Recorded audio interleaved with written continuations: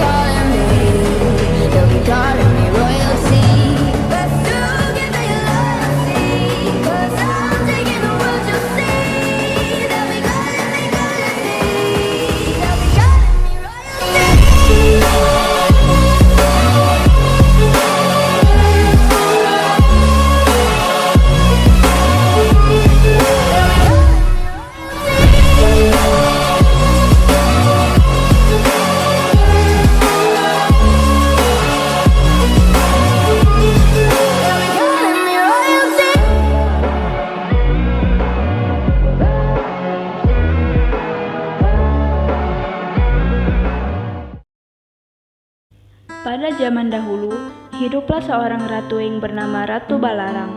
Ratu Balarang tinggal di kaki gunung Rajabasa. Ia memiliki paras yang cantik jelita. Kecantikan Ratu Balarang tak ada bandingannya. Alis matanya tebal, melingkar, membentang seperti bulan sabit. Jika ia tersenyum, lesung pipinya bagaikan secawan anggur yang memabukkan.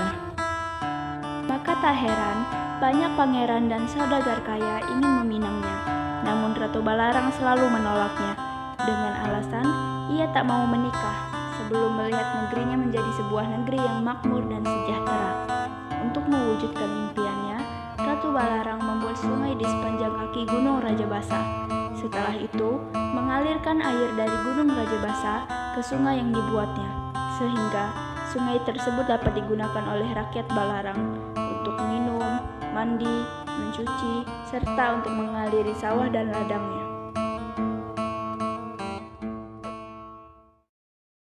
Dan pada suatu hari, Ratu bersama dengan kepercayaan Ratu sedang berjalan di desa Balarang untuk menikmati suasana di desa itu.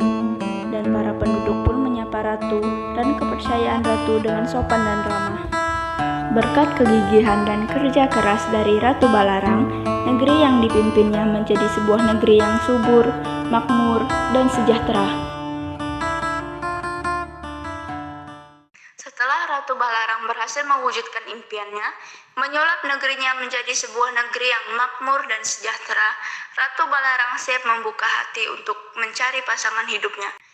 Lalu, Ratu Balarang berbicara dan meminta pendapat kepada kepercayaan Ratu tentang janjinya setelah impiannya terwujud. Aku telah berhasil mewujudkan impianku dan aku pernah berjanji bahwa aku akan membuka hati dan mencari pasangan hidup. Bagaimana menurutmu? Menurutku memang ini sudah waktunya untuk kamu mencari pasangan hidup dan membuka hati. Jadi, bagaimana kalau kita mengadakan sayembara? Ya, aku setuju. Umumkan kepada masyarakat yang lain. Baik. Lalu, orang kepercayaan Ratu pun mengumpulkan para penduduk dan memberitahu bahwa akan diadakan sayembara dan meminta mereka untuk menyebarluaskan berita itu. Sayembara itu pun terdengar sampai ke telinga seorang pangeran tampan. Pangeran tampan itu pun berangkat ke negeri Balarang dengan dikawal prajurit. Setelah menempuh perjalanan beberapa hari, Pangeran tampan dan para pengawalnya telah sampai ke negeri Balarang.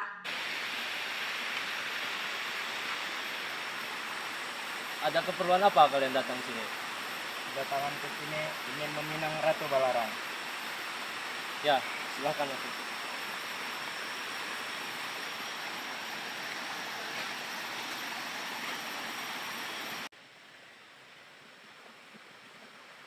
Hai Ratu Balarang, kedatanganku di sini ingin meminangmu. Aku telah membawa emas dan lempengan uang. Jadi Jadi tidak mungkin kau menolakku, karena aku ini seorang pangeran yang sangat tampan. Pengawal,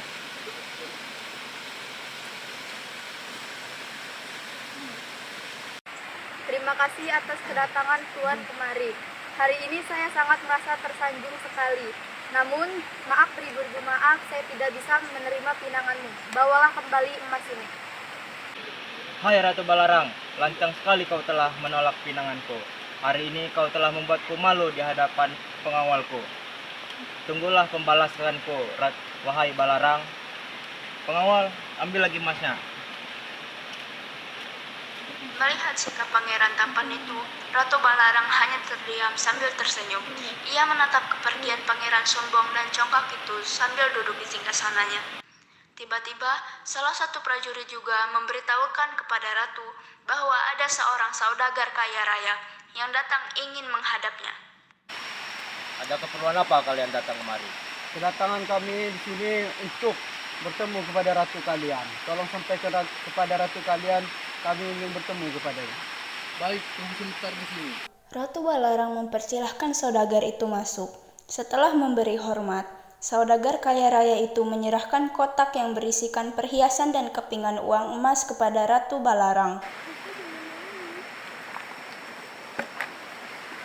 Wahai Paduka Ratu, hamba ingin memberitahu, ada seorang saudagar kaya raya yang ingin bertemu denganmu. Silakan saudagar itu untuk masuk.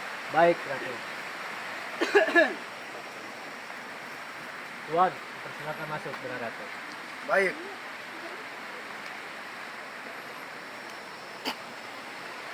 Wahai Ratu Balarang, kedatanganku tidak lain dan tidak bukan, hanya ingin untuk meminangmu menjadi istriku. Dan aku membawa sebagian kecil emas yang kupunya. Pengawal, silahkan dilihat emas. Ratu Balarang menilai ucapan saudagar kaya raya tersebut ada udang di balik batu. Di balik ucapannya tersimpan sebuah rencana yang jahat, yaitu ingin mengambil singgasananya dengan cara halus.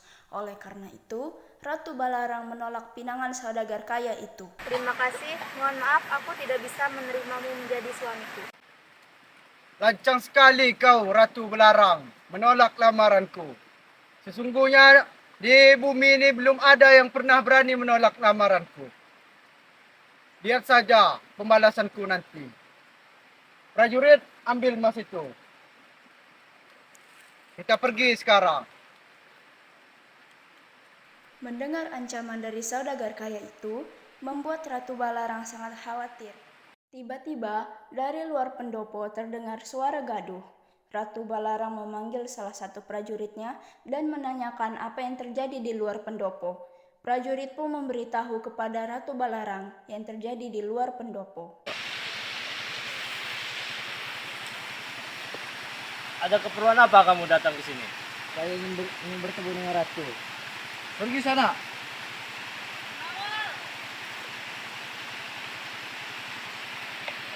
Tak lama kemudian, pemuda itu masuk dengan membawa sebuah boneka kayu dan langsung bersujud di hadapan Ratu Balarang.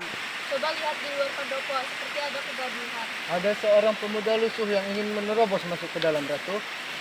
Biarkan dia masuk. Baik, Ratu. Kamu silahkan masuk ke dalam.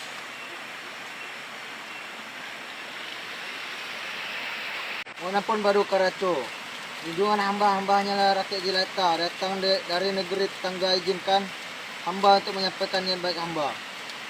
Ada keperluan apa, hai pemuda?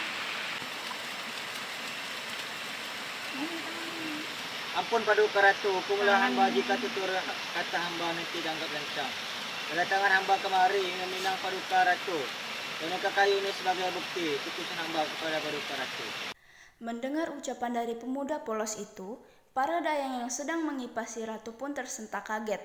Salah satu dari mereka langsung marah. Ia menganggap pemuda lusuh itu sedang membuat sebuah lelucon yang sangat konyol dan telah merendahkan junjungannya. Hai pemuda, lancang sekali kamu menghina junjungan kami. Hai pemuda, hari ini saya telah menolak pinangan seorang pangeran dan saudagar kaya raya yang mempersembahkan perhiasan dan kepingan uang emas. Mereka saja saya tolak. Kenapa kamu yang hanya membawa kayu itu berani meminangku? Ampun beribu-ribu, ampun Paduka Ratu. Hamba memang tidak sekaya mereka. Hamba tidak bisa memberikan harta yang berlimpah seperti mereka. Tapi jika dibandingkan dengan harta yang mereka miliki, yang diberikan kepada Tuanku Ratu, belum seberapa, sedangkan hamba memberikan sesuatu yang paling berharga dalam hidup hamba untuk Tuanku Ratu. Barang paling berharga apa yang kamu berikan kepadaku? Boneka kayu ini itu adalah satu-satunya barang berharga yang hamba punya. Apa istimewanya boneka ini? Mungkin bagi Ratu boneka kayu ini tidak ada harganya. Tapi bagi hamba boneka ini adalah satu-satunya barang yang paling berharga dalam hidup hamba. Karena boneka kayu ini dibuat dari tangan hamba sendiri. Rambut yang dikenakan oleh boneka kayu ini adalah rambut hamba yang telah bertahun-tahun lamanya. Hamba pelihara. Hamba rela gundul demi boneka ini. Sedangkan baju yang dikenakan boneka kayu ini adalah baju satu-satunya milik hamba demi boneka kayu ini. Hamba rela tubuh hamba terpanggang matahari. Dikala malam tiba, hamba rela tubuh hamba menggigil kedinginan. Saya menerima pinanganmu, hai pemuda. Kamu telah membuktikan sepenuh jiwa dan ragamu untuk meminangku. Saya yakin kamu adalah seorang pemuda yang bertanggung jawab. Oleh karena itu, kamu pantas untuk menjadi pendamping hidup. Mendengar jawaban Ratu Balarang, pemuda lusuh itu langsung sujud syukur kepada Sang Pencipta. Ia tak percaya pinangannya diterima oleh Ratu Balarang. Pinangan pemuda yang tak jelas asal-usulnya tersiar ke telinga Pangeran Tampan dan Saudagar Kaya.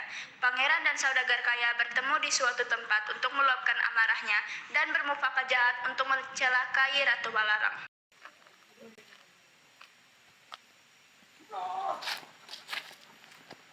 Wahai pangeran, ada apa gerangan pada dirimu? Kenapa kamu melamun seperti ini? Aku baru saja ditolak oleh Ratu Balarang. Apa? Kamu tolak oleh Ratu Balarang? Aku juga baru saja ditolak oleh Ratu Balarang itu. Aku mempunyai sebuah rencana, sebaiknya kita bekerja sama. Kita sebaiknya mencelakai rakyatnya supaya ratu itu menjadi jatuh sakit karena memikirkan rakyatnya yang sakit. Baiklah, itu ide yang bagus. Baiklah, ikut aku untuk menemui sebuah dukun yang sangat sakti.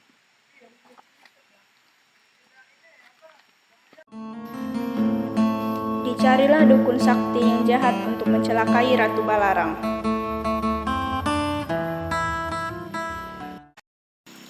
Ada keperluan apa kalian? Wahai pangeran dan saudagar kaya. Keperluan kami untuk datang ke sini adalah mencelakai sebuah rakyatnya Ratu Balarang. Apakah kalian sanggup untuk mencelakai rakyatnya Ratu Balarang? Baik, saya akan mengambil ramuan.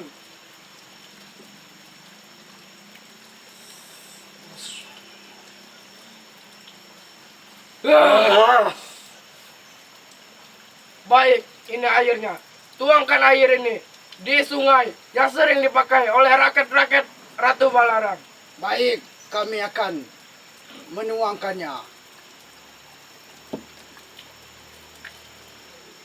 Ini ada suatu imbalan. Kuserahkan kalungku sebagai pemberian. Baik, saya terima imbalan.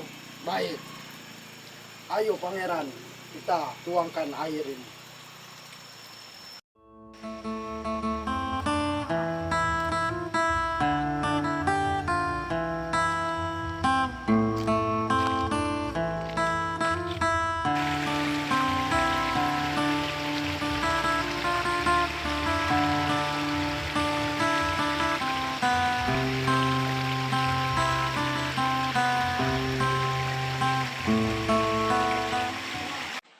Sungai yang biasa digunakan untuk mandi oleh Ratu Balarang dan rakyatnya, tiba-tiba airnya berubah menjadi keruh. Tubuh rakyat Balarang menjadi gatal-gatal. Di sekujur tubuhnya yang digaruk mulai ditumbuhi koreng dan borok yang sangat menjijikan. Wahai kepercayaan Ratu, mengapa airnya sangat kotor dan bau, sehingga kami terasa gatal-gatal seperti ini? Ya benar, kami telah berobat kemana-mana dan tidak ada hasilnya. Mendengar aduan penyakit dari penduduk-penduduk di negeri Balarang, kepercayaan Ratu pun segera memberitahu Ratu Balarang. Ratu yang terkejut langsung mencarikan dukun sakti dan obat untuk menyembuhkan penyakit yang diderita rakyatnya. Namun sia-sia. Ratu Balarang sangat sedih dan hampir putus asa. Mohon ampun Ratu, di luar sana banyak masyarakat yang mengadu kepada hamba kalau badan mereka penuh koreng dan gatal-gatal. Ratu Balarang berdoa sampai menangis, hingga tidak sadar tertidur di siang hari. Hingga suatu ketika, seorang kakek tua datang ke mimpi Ratu Balarang.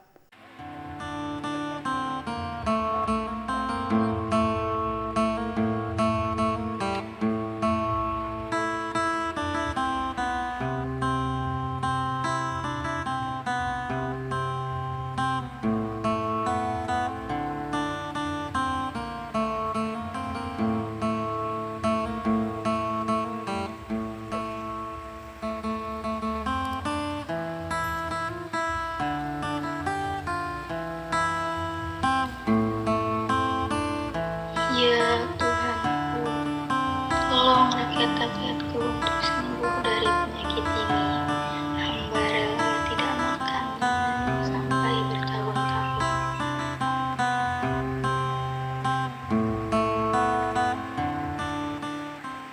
Wahai cucuku, tidak ada satu obat pun yang akan bisa menyembuhkan penyakit yang diderita oleh rakyatmu. Penyakit itu penyakit yang disuruh oleh pangeran dan saudagar kaya. Pergilah ke gunung kaki Raja Basa dan berpuasalah dan minta pertolongan kepada Sang Pencipta. Terima kasih sekali kakek tua atas petunjuknya. Hamba akan ke gunung untuk meminta petunjuk Tuhan sekarang. Setelah terbangun dari tidurnya, Ratu Balarang meminta para pengawalnya untuk mengantarnya ke kaki gunung Raja Basa. Ratu Balarang mendaki kaki gunung Raja Basa yang sangat sulit dilaluinya. Sampai akhirnya, ia tiba di tebing Simpur Kecapi yang memiliki tebing yang terjal. Setelah itu, ia memerintahkan para dayang dan pengawalnya untuk meninggalkannya seorang diri. Di tebing Simpur Kecapi itulah Ratu Balarang mengasingkan diri dan melakukan puasa pate geni, yaitu puasa tidak makan dan minum serta tidak tidur.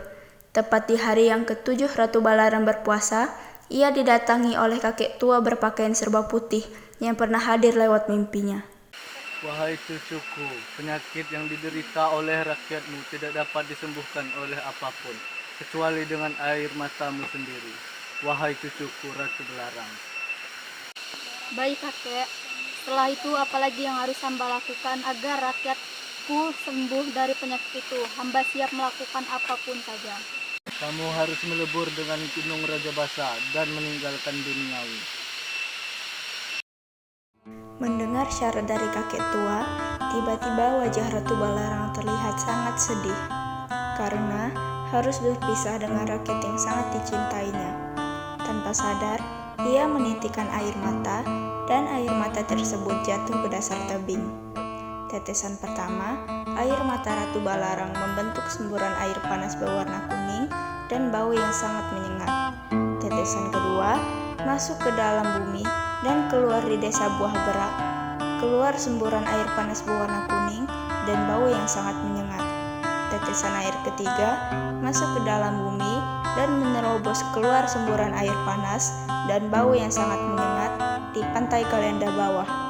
Bersamaan dengan tetesan air mata Ratu Balarang yang ketiga, tiba-tiba tubuh Ratu Balarang menghilang, menyatu dengan gunung Raja Basa. Sejak itu, Ratu Balarang pergi meninggalkan keratuan Waihanda dan tak pernah kembali lagi untuk selama-lamanya. Sedangkan ketiga sumber air panas tersebut, yaitu sumber air panas Balarang Simpur Kecapi, sumber air panas Balarang Buah Berak, dan sumber air panas Balarang Kalianda Bawah. Ketiganya digunakan rakyat Balarang untuk mandi. Penyakit gatal-gatal dan berbagai jenis penyakit lainnya akhirnya dapat disembuhkan.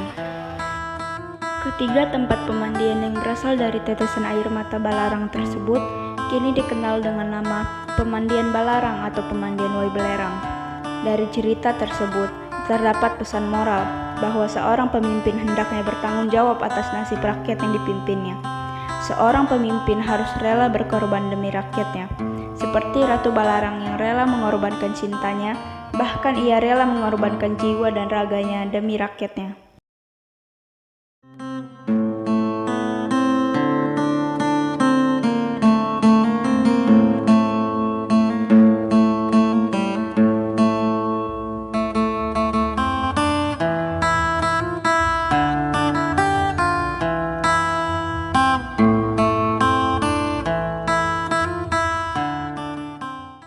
Tunggu dulu.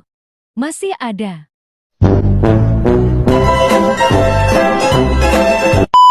Pakai kacamata ya, Dau. Oh Allah the Almighty. Hai Ratu Balarang, lancang sekali kau menolak pinanganku. Kau telah membuatku malu di depan prajuritku.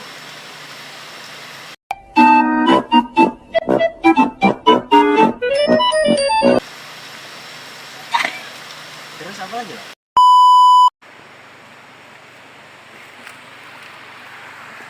Ada keperluan apa kalian datang kemari? Kedatanganku kemari. Jangan nyengir gebel. Ada keperluan apa?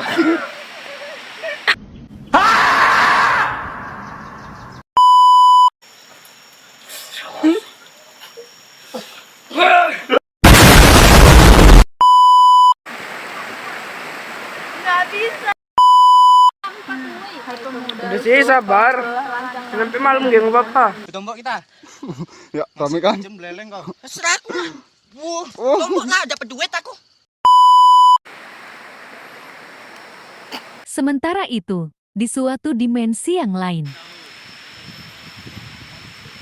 Gimana yo?